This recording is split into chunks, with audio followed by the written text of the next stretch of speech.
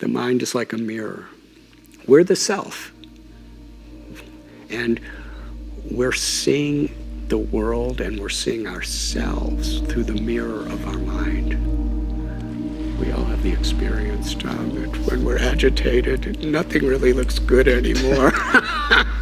And when we're in a really good mood, kind of everything looks good. Yes, when you're in a good mood, the trees look so sweet. And when you're in a very bad mood, you just couldn't care less about the trees. So we're seeing ourselves as a reflection through the mirror of the mind, and we're seeing the whole world in a similar way. The purpose of the mirror is to see ourselves. But when the mirror is covered by layers and layers of dust and dirt and debris, that's all we see is that dust and dirt and debris. What is the dust, dirt, and debris? What's it made of? Selfishness, arrogance, envy, which creates depression, anger, greed, illusion, fear. These are all things that have collected in our minds, and they're so much directing our lives, our words, and our actions, and we're identifying so much with it. When we have obsessive greed, we're thinking, if I get more and more and more, I will be happy. It may be fame, it may be money, it may be power and control over others.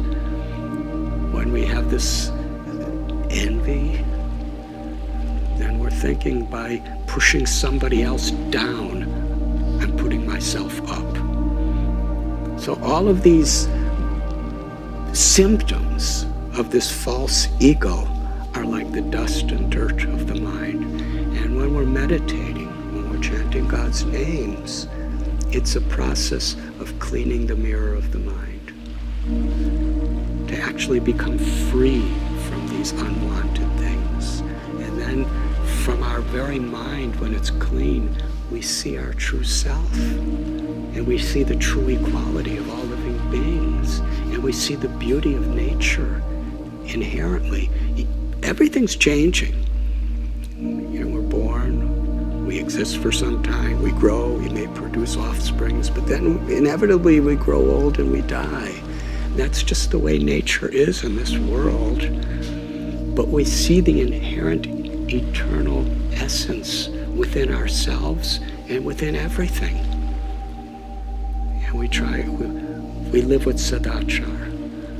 When we make that connection through our meditation, through our prayer, through our spiritual practice, and our mind becomes clean, then we live with character. We live with values.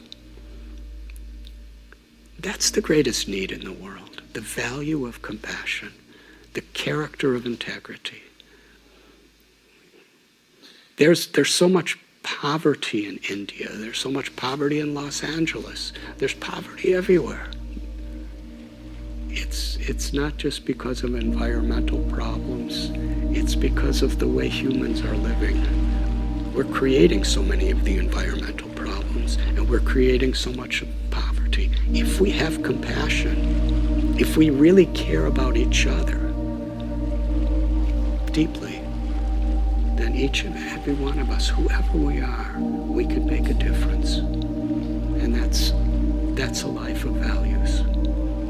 Whether we make a big difference